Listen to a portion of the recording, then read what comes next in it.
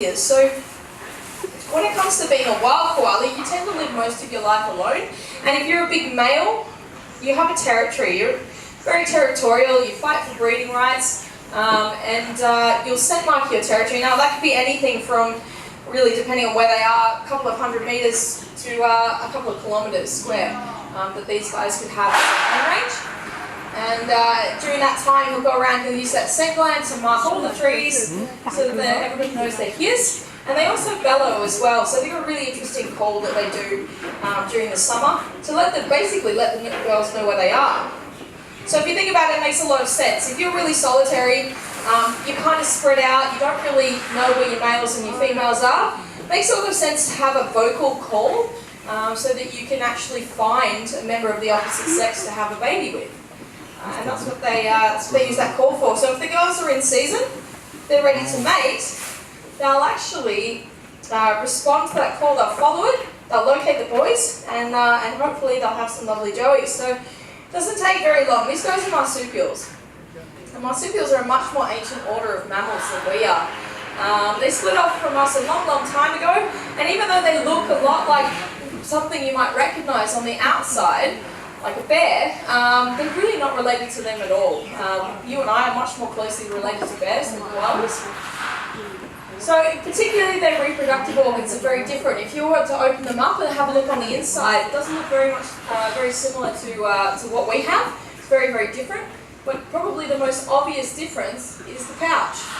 Pouches are super important for marsupials because they have a very, very short pregnancy length. Koalas are only pregnant for 35 days. That's it. So ladies, if you want to just absorb that one for a minute, 35 days rather than 9 months is a much better deal if you ask me. And what you give birth to after 35 days is just this big. Just the size of a jelly bean. Because it's a fetus. They give birth to their young at a fetal stage. Marsupials don't form placentas and they don't form proper umbilicus, so they don't actually get nutrients in utero the same way that we do. Which is why they need to be born so young, because they've used up all that nutrient content that they have in what's almost like a yolk sac, and they have to come out and start drinking milk in order to continue to grow and survive. So birth doesn't take very long. Been lucky enough to see it a few times in my career. It takes about half an hour for them to be born. It's not very vigorous. You don't see the female really struggling to give birth to this baby.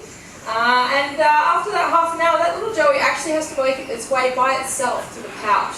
Mum doesn't pick it up and put it there. It has to actually climb the fur all on its own. So the only thing that you'll see Mum doing is leaning back just to make the incline a little bit less steep, and she'll be very, very still. She'll be in almost like a trance. And that joey will climb up, locate the openings to the pouch from scent alone, just from smell. And in they go, and they'll locate the teat and start suckling on the milk. Now it's another 6 months at least until you see them again. It takes quite a lot of time to make something that looks like this. Obviously 35 days, you're not going to give birth to a tiny miniature koala. It just looks like I said, like a jelly bean, so it takes a lot longer to build the fur, the eyes, the ears, the whole deal.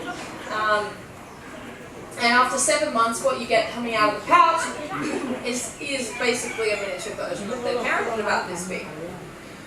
Fur and all. So then they'll hang out on Mum's back for another 6 months or so. It's usually about 12 months to raise a joey. And that does make sense if you think about it. These animals are seasonal breeders. So if you take 12 months, what you've done is you've gotten pregnant, you've come all the way back around into your breeding season, you now have a young that's independent and can go off on its own, and you can have another baby. And that way you can increase your reproductive success, which is what these animals are all about, is making sure that they can breed every season. Now it's a bit different for the male. They live in a harem society, so he will breed with every single female that he possibly can within his radius to try and ensure that he's maximising the amount of babies that he can have per season.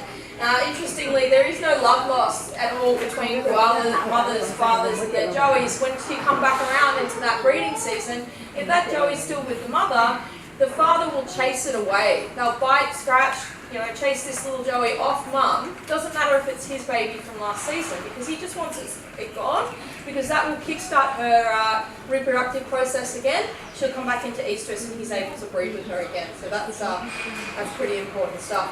So you used to find these animals from right up in tropical North Queensland all the way down to the bottom of South Australia. These days, unfortunately, their habitat has been reduced so much that they are very fragmented along the east coast and very hard to see in the wild. Obviously, wild koalas don't generally sit down low like this, and you're not usually able to see them. Best spot for anyone who's wondering to see wild koalas is the Great Ocean Road in Victoria. It's probably the best place for you to see them in the wild. These days they are quite hard to find in New South Wales, probably because we've lost 80% of usable koala habitat to deforestation. So unfortunately last year we did upgrade their status from near threatened to vulnerable species, and I would think that unless something changes very drastically within the next 10 years, and I can't see it happening, you will see them hit the endangered species list.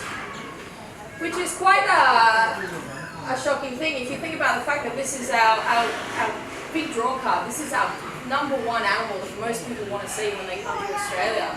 As far as the money that they bring in for this country, if you want to bring it down to dollars and cents, it's these guys. They're your big iconic mammal. So the fact that we haven't really done a great job of protecting them is a bit terrible. We really need to change our habits to make sure that these animals have a place in our future. And the best thing that we can do is really just start to use sustainable resources. It sounds trite, and you will hear it everywhere that you go through the zoo today. Every talk that you've been to, you'll hear people talking about sustainable sources. That's because the world is not an infinite source of everything, it's finite. Eventually we're going to run out. We're going to run out of paper, trees, etc. So using sustainable paper is a great way to plant koalas. So this is what they eat. This is eucalyptus. I just put some out to see if we get a little bit of activity this afternoon. And the reason I say get a little bit of activity is because they do sleep at 18 to 20 hours a day. Lucky them, it's pretty much my life goals. And now when they're not sleeping, they're eating. That's what they do. They're not really, like I said earlier, they're really very social. So the reason that they're so sleepy is not because there is some sort of soporific in this plant. It doesn't affect them directly. It's a very low nutrient, low energy food source. And as a result, they need to sleep in order to digest their food properly. When you're not gaining a lot of energy out of what you eat, what you put back into yourself, firstly has to go into running your vital organs. It's got to go into running your heart, your lung, your liver, your digestive system. And in these guys, they have an absolutely massive digestive system. It's the largest one per body size of any mammal. So this is your ideal koala shape, that skinny little pigeon chest and a giant fat belly, because that belly is chock-a-block full of intestines. Ropes upon ropes upon ropes of them, and that increases your surface area. It means that you're able to extract every last little bit of nutrient content possible out of this leaf. And not just nutrients, but water as well. Now that's important.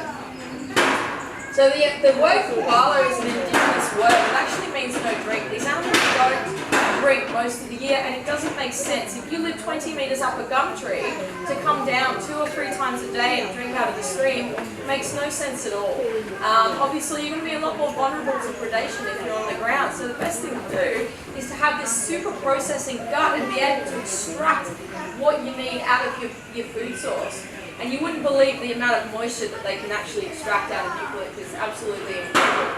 So the only time that you'll see koalas drinking is during those really super hot months. When you hit the drought period, in January and February, our temperatures will hit, in some places, up to 45, 46 degrees Celsius. It's really, really hot stuff. So if you're getting that for 3-4 weeks in a row, the trees themselves are dehydrated. There's no more water for the animal to extract, and then they will go looking for water. So it's not that they can't drink, they just don't most of the year.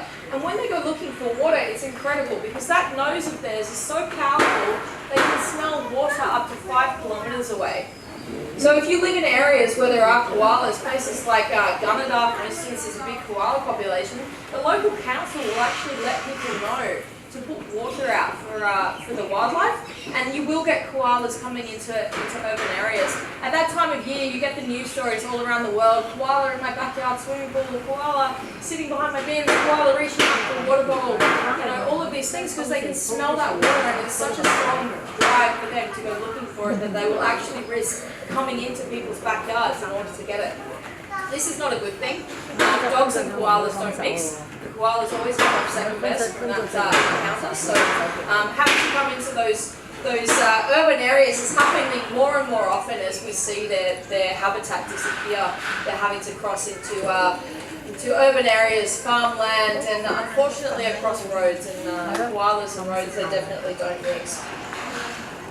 Alright guys, I'll start to finish up there, but I might just open it up. Does anyone have questions about them? Anything that's been answered today that you want to know?